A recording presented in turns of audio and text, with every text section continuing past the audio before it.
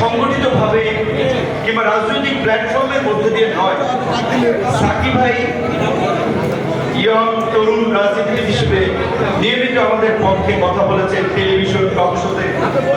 বাবলু ভাইরা মুক্তিযোদ্ধা হিসেবে আমাদের উপরে যখন আক্রমণ হয়েছে, মুক্তিযোদ্ধাদেরকে দিয়ে বিবৃতি দেওয়া নঈম জাহাঙ্গীর ভাই কথা বলেছেন, রব ভাই কথা বলেছেন, কায়ুম ভাইরা রাষ্ট্রচিন্তা রাষ্ট্র সংস্কার আন্দোলন করেন নাই, আমাদেরকে বুদ্ধি পরামর্শ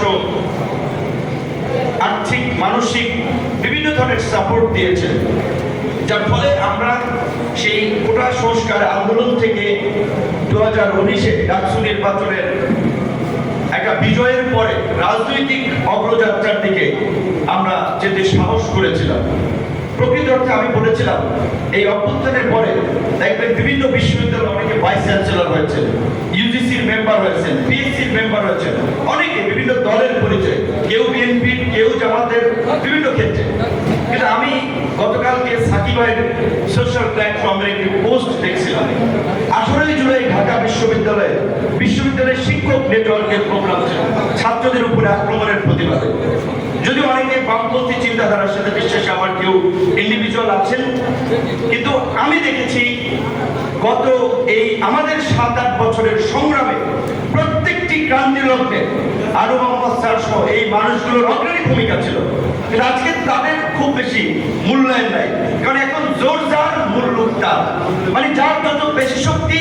নাজমুল হক ভাই বলেছিলেন যে ডিসি সাহেব বলছে সে জামাতের লোক, তো ভাইয়ের কথা কি বলবো, আমার এলাকার ডিসি এখনো বহাল।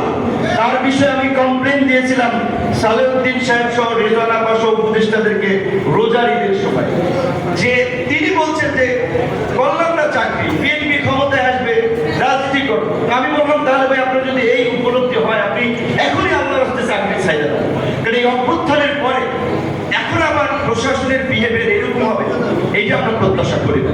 তো প্রশাসনের কোন চরিত্রের পরিবর্তন হয় নাই। আজকের যে আলোচনা, যে গণ অভ্যুত্থানের প্রত্যাশা, বাবলু ভাই সিনিয়র মানুষ, বয়স্ক মানুষ, এই আন্দোলনে গুলিবিদ্ধ হয়েছিল, আমরা গ্রেপ্তার হয়েছিলাম, সাকিব ভাইয়ের কত লাঞ্ছিত হয়েছে, নির্যাতিত হয়েছে, নিষ্পেষিত হয়েছে।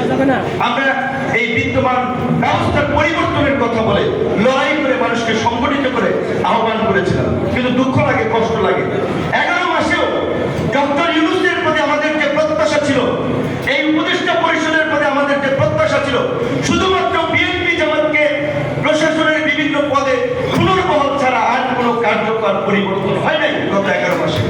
এইটা তো আমাদের প্রত্যাশা ছিল না। আজকে হসপিটালগুলোতে যান, ঢাকা মেডিকেল সহ জেলা হসপিটালগুলোতে আগের যে মানুষের সেবা পেতে চিকিৎসার ব্যবস্থার পরিবর্তন হয়েছে।